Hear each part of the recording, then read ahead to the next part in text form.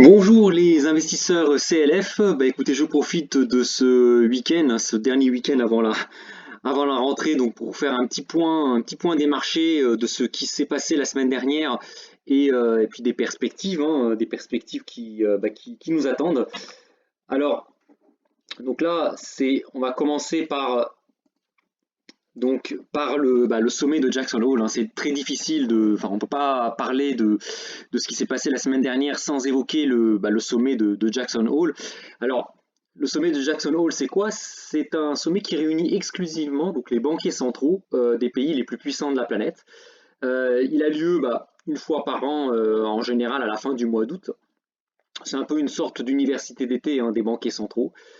C'est un moment où ils profitent pour donner une analyse de l'économie mondiale, des perspectives, des risques et éventuellement donner des indications sur les décisions monétaires à venir. Alors, les questions cruciales, hein, qui sont à l'ordre du jour, selon les analystes, déjà, quand et comment mettre un terme à la politique de cure, le quantitative easing, assouplissement quantitatif, ou appelé aussi plus vulgairement la planche à billets. Comment également interpréter le récent rebond de l'inflation? Donc, pour rappel, l'inflation a dépassé le seuil des 5% en rythme annualisé aux États-Unis, donc du jamais vu, hein, depuis. Alors pour retrouver des pics à ces niveaux, il faut remonter à 2008 et encore plus longtemps dans le passé, en 1991. Donc évidemment, il y a pas mal de questions là-dessus. Alors, justement, lors de ce sommet de Jackson Hole, ça a donné l'occasion à Jérôme Powell, hein, patron de la Réserve fédérale américaine, de s'exprimer là-dessus. Dans un discours très attendu, donc qui était un peu le point d'orgue de cette semaine, le président de la Fed a tenté de clarifier ses intentions en matière de politique monétaire. Donc on rappelle, hein, depuis 17 mois et le début de la crise du Covid, le soutien monétaire de la Fed a alimenté une reprise vigoureuse de l'économie américaine, hein. Donc ça s'est vu aussi sur les indices boursiers, hein, qui ont pulvérisé leur sommet de février 2020. Mais évidemment, va se poser la question du maintien de la politique ultra accommodante de la Fed, dans la mesure où forcément il y a quand même des risques inflationnistes qui sont liés à cela. Donc le président de la Fed est donc revenu longuement sur ce point, en estimant qu'au cours des 12 derniers mois, les mesures de l'inflation globale et des dépenses de consommation personnelle de base ont atteint respectivement 4,2% et 3,6%, donc bien au-dessus de l'objectif à plus long terme de 2%. Donc le responsable de la Fed, hein, a d'ailleurs reconnu que ces niveaux, scrutés de près par ses équipes, pouvaient être source de préoccupation.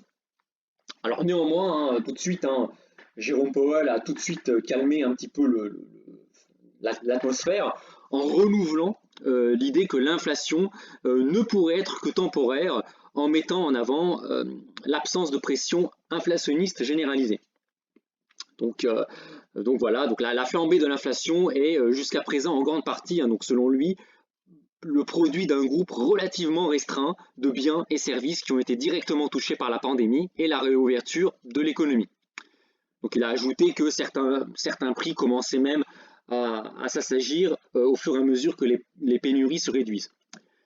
Donc toujours au sujet de l'avenir, cette fois-ci de la politique monétaire de la Fed, donc qui est au cœur des préoccupations des marchés, Jérôme Powell a rappelé, hein, dans sa position, donc là je cite ces termes, nous avons dit que nous continuons nos achats d'actifs au rythme actuel jusqu'à ce que nous voyions de nouveaux progrès substantiels vers nos objectifs maximaux d'emploi et de stabilité des prix. Mon point de vue, selon Jérôme Powell, est que des progrès supplémentaires substantiels ont été satisfaits en ce qui concerne l'inflation. Donc voilà le panorama, hein, voilà, je vous ai cité vraiment des extraits du discours de Jérôme Powell. Donc en gros, il y a de l'inflation, ça peut préoccuper les analystes, il comprend les préoccupations des marchés, mais cette inflation, elle est temporaire, elle est juste liée à des hausses temporaires de certains prix à cause des pénuries liées aux restrictions, et que ces prix-là commencent à s'assagir. Alors, donc suite à ça, quelles ont été les interprétations des analystes? Donc Le fameux tapering auquel beaucoup s'attendaient dès cette rentrée n'a finalement pas été annoncé. Alors le tapering, c'est quoi? C'est on réduit les injections monétaires, on réduit la planche à billets et éventuellement on commence à envisager des remontées de taux. Donc les analystes pensent que celle-ci sera probablement annoncée pas avant la fin de cette année 2021. Donc tout le monde pensait, en fait, on s'attendait, beaucoup d'analystes attendaient à ce que Jérôme Powell commence à évoquer clairement un calendrier de remontée des taux dès le 27 août, dès le sommet de Jackson Hole. Et finalement, non, l'inflation officiellement elle est toujours temporaire, elle se calme d'elle-même. Donc finalement, les perspectives de resserrement de la politique monétaire, finalement, elles sont reportées bien après la fin du Q3 2021. Alors évidemment, les conséquences sur les marchés actions américains sont revenus à des records historiques après un début de semaine un peu moribond. On a un Dow Jones qui est quasiment à 35 500 points, le Nasdaq qui est quasiment à 15 500, le S&P 500 à 4 500 points, et un indice de volatilité implicite, le VIX, donc ce qu'on appelle l'indice de la peur, qui casse à la baisse le seuil des 17 points. Donc là, à 17% de volatilité implicite, on arrive quand même à des niveaux qui sont vraiment assez faibles. Alors, on notera quand même une exception, le CAC 40 qui fait figure d'exception et qui reste sous les 4700 points, donc soit à plus de 200 points de ces niveaux de la mi-août, notamment en raison de la pression qui continue à peser sur les valeurs du luxe suite aux déclarations de la Chine. Donc je rappelle, donc là, il y a 2 semaines, le président chinois, Xi Jinping, avait déclaré s'est déclaré préoccupé par le poids grandissant, des grandes fortunes, des plus riches de la planète, qui selon lui ne partagent pas assez la richesse. Et il a cité les entreprises du luxe qui, selon lui, profitent du marché chinois, de la consommation chinoise, mais ne reversent pas assez leurs bénéfices sous forme d'impôts à la population. Donc ça, évidemment, le CAC 40 est très chargé en valeur du luxe et justement, il n'a pas pu retrouver, contrairement au Dow Jones, ces niveaux de 4 900 points atteints à la mi-août. Donc on surveillera quand même de près côté CAC 40 les réactions, notamment des responsables, des patrons du luxe, notamment de Bernard Arnault. Est-ce qu'il va essayer d'interférer auprès du président Macron pour faire quelque chose, pour essayer justement de faire quelque chose avec les Chinois? Voilà, donc ça c'est quelque chose à voir. S'il y a des gestes entre la France et les États-Unis, ça pourrait peut-être faire remonter le CAC 40, mais pour le moment le CAC 40 sous-performe largement les indices américains. Alors, sur le Forex, forcément, le dollar US baisse face aux principales devises, comme l'euro ou le yuan, puisque effectivement, si les perspectives de remontée des taux aux États-Unis s'éloignent, forcément, il y aura moins d'intérêt à court terme à acheter du dollar américain et à profiter des stratégies de carry trade.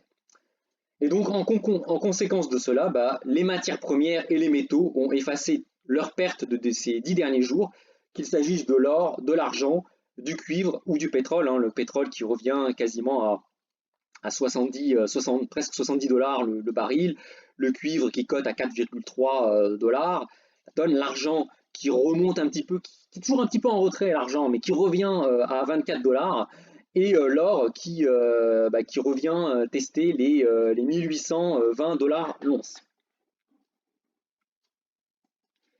Alors, donc c'est bien, donc on a parlé un petit peu de ce qui s'est passé, mais quelles sont les projections sur l'avenir? Parce que nous, ce qui nous intéresse, c'est pas forcément ce qui s'est passé, c'est bien, mais qu'est-ce qui peut arriver pour le futur? Donc, si on part du postulat de la Fed, donc à savoir que l'inflation, elle est temporaire. Donc, on distingue en fait deux cas. Il y a deux cas. Soit, premier cas, l'inflation reflue, et donc du coup, le pari de la Fed s'avère juste, à savoir que l'inflation, elle n'était que temporaire. Donc ça, c'est un scénario, ce que j'appelle le scénario boucle d'or. Donc la croissance repart et l'inflation reflue. Donc ça, c'est le cas, c'est la situation vraiment de luxe, on va dire. que la Fed anticipe, enfin du moins officiellement. Donc ça c'est le premier cas.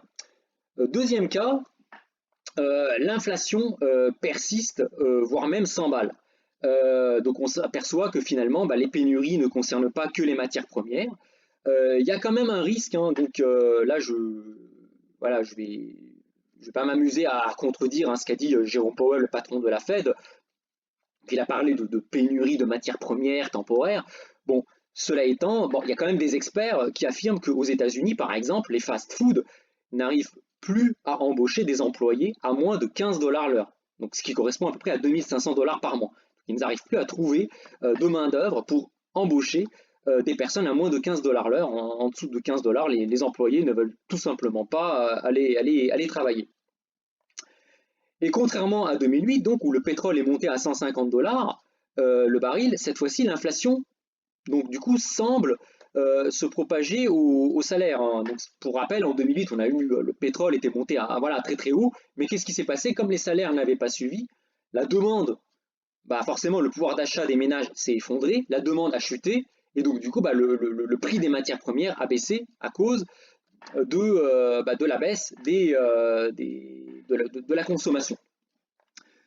Donc ça, voilà. Alors ce scénario pourrait d'emballement prix salaire pourrait être évité avec les arrêts des mesures d'aide de Joe Biden, puisque si Joe Biden arrête ces aides, les Américains, beaucoup d'Américains vont se remettre sur le marché de l'emploi.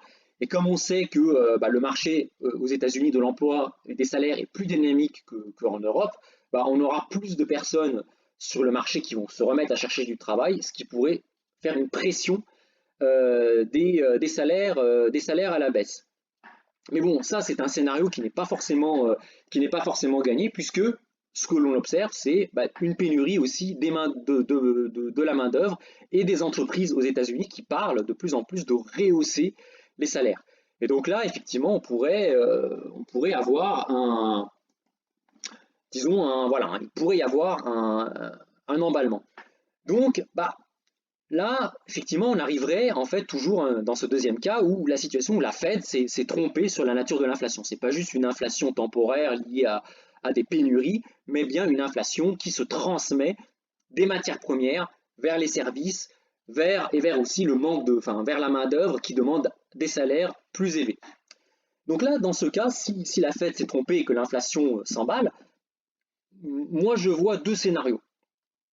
Premier scénario, la Fed fait brutalement machine arrière et durcit fortement sa politique monétaire, donc réduction brutale des programmes de quantitative easing et hausse des taux.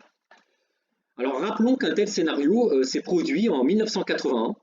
Donc l'inflation se maintenait à l'époque à 10% suite au choc pétrolier de 1973 et 1979. Et la Fed, présidée par Paul Volcker, a alors monté les taux directeurs à, écoutez bien, 18%, soit près de 2 fois le taux d'inflation pour mettre fin à ce processus.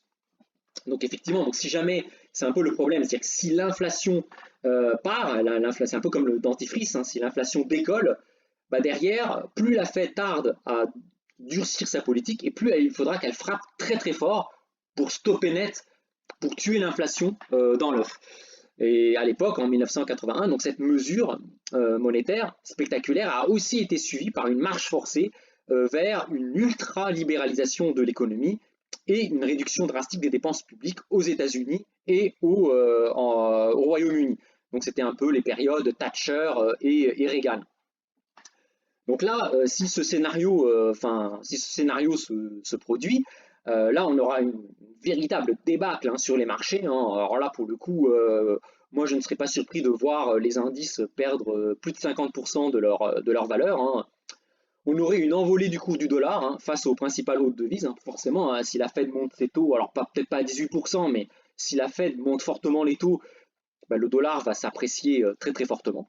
Et donc en corollaire, on aura un effondrement des matières premières et des métaux précieux. Alors là, je ne sais pas jusqu'où peut descendre l'or ou l'argent, mais moi je suis plutôt optimiste de manière générale sur les métaux précieux. Mais si ce scénario se produit avec emballement de l'inflation et réaction agressive de la Fed, moi je ne serais pas surpris de voir les métaux précieux perdre 30 ou 40% de leur valeur. c'est pas quelque chose qui me surprendrait. Donc là, on aurait un deuxième scénario. Ce scénario, on serait dans un scénario vraiment typique de déflation, hein. Baisse des actions, baisse des matières premières. Donc voilà, là c'est un scénario typique de déflation qui serait très défavorable au marché. Alors, deuxième cas, l'inflation, donc toujours, hein, l'inflation persiste, mais la Fed ferme les yeux et laisse entendre dans un discours que la cible de 2% d'inflation peut être temporairement abandonnée, temporairement, le temps que le marché de l'emploi se redresse. Donc la Fed fait semblant que l'inflation, c'est pas un problème, c'est pas grave. Alors la Fed ne dira jamais qu'elle s'est trompée, bien évidemment. Voilà, elle fera traîner les choses, on va dire. Donc là, dans ce scénario, qu'est-ce qui va se passer? Les marchés actions vont se maintenir. Il y a de grandes chances qu'ils se maintiennent à leur niveau actuel et pourraient même continuer à augmenter, mais moins vite quand même, hein, parce que l'économie sera quand même affectée par l'inflation, hein, parce que les entreprises, certes, elles pourront augmenter leurs prix, mais elles vont payer leurs matières premières plus chères et elles seront obligées d'augmenter leur salaire. Donc voilà, c'est pas forcément un scénario boucle d'or, hein, génial pour les entreprises, mais les marchés actions pourraient quand même se maintenir grosso modo voilà, en s'accommodant d'une inflation assez élevée pour peu que la Fed ne durcisse pas sa politique monétaire. Par contre, là, effectivement, le dollar pourrait chuter fortement et on pourrait même, il y a même un risque d'une attaque sur la crédibilité du dollar US, ce qui est logique, hein. L'inflation remonte, la Fed continue à dire que c'est temporaire, c'est pas grave et tout, forcément, les investisseurs qui détiennent du dollar vont forcément, voilà, ils vont se poser des questions. Et alors là, en corollaire, cette fois-ci, les métaux précieux vont s'apprécier sensiblement. Et là, dans ce cas-là, il n'est pas exclu de voir l'or pulvériser le seuil des 2000 $ l'once et l'argent pulvériser le seuil des 30 $. Et évidemment, les autres matières premières pourraient s'envoler, hein, et un pétrole à plus de 100 $, le baril ne sera plus exclu, hein. Si le dollar chute, forcément, les producteurs de pétrole vont demander un prix plus élevé pour vendre leur baril. Donc ce scénario, qui n'est pas non plus à exclure, c'est un peu le scénario de stagflation. Donc voilà un petit peu les différents cas. Et en synthèse, donc voilà, c'est un peu le schéma. Donc n'hésitez pas à faire une copie un petit peu de ce schéma. Moi j'aime bien raisonner comme ça. Donc voilà, on se pose la question, est-ce que cette inflation elle est temporaire? Jérôme Powell a donné une réponse, pour lui elle est temporaire. Et en fonction, oui ou non, si elle est temporaire, effectivement, c'est génial, le scénario boucle d'or. Si elle n'est pas temporaire, comment la Fed réagit? La Fed réagit, donc elle durcit sa politique monétaire, et là on a un scénario de déflation. La Fed laisse filer, elle ferme les yeux, et là on a un scénario de stagflation. Donc en conclusion, ce que je peux vous dire, c'est que l'avenir n'est jamais certain. Voilà, les personnes qui vous disent il va se passer ceci, il va se passer cela, voilà, faut prendre avec des pincettes, hein, tout ce que l'on peut vous dire, hein. Vous voyez, c'est jamais certain. Pour ma part, je procède toujours par scénario avec des arbres de décision.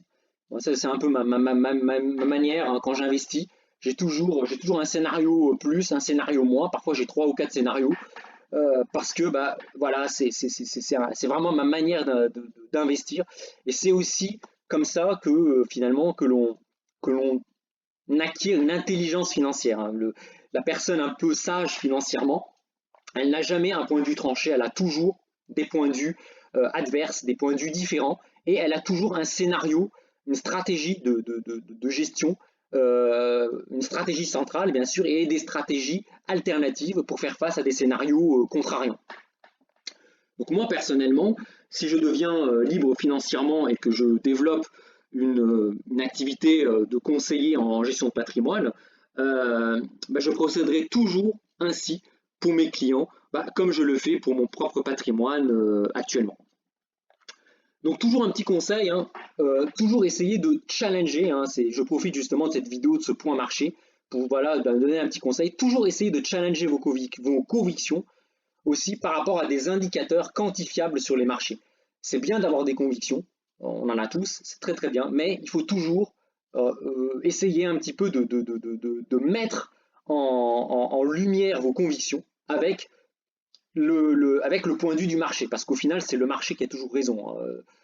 Vous avez beau avoir 20 ans d'expérience professionnelle, vous avez une vue, si le marché vous contredit, bah, c'est forcément vous qui avez tort et c'est forcément le marché qui a raison. Et donc moi, par exemple, c'est ce que je suis en train de faire avec le développement d'un indicateur de crédibilité du dollar que je suis en train de développer et que j'espère mettre en forme pour vous le présenter dans une prochaine vidéo. Donc voilà, bah écoutez, bah, je vous souhaite une bonne fin de journée, une bonne fin de week-end et une bonne rentrée à toutes celles et ceux qui reprennent le chemin du bureau. Et n'hésitez pas donc à commenter, à partager cette vidéo, hein. Vraiment, vos commentaires me seront vraiment très utiles. Je suis vraiment très friand de commentaires, hein. Ça peut être des commentaires positifs, négatifs. N'hésitez pas non plus à mettre en avant les sujets hein, que vous souhaitez que j'aborde hein, en rapport avec la macroéconomie, avec les bourses, avec les matières premières, les actions. Moi, ça me fera toujours très très plaisir hein, de pouvoir répondre aux questions et faire des vidéos qui peuvent vous être utiles.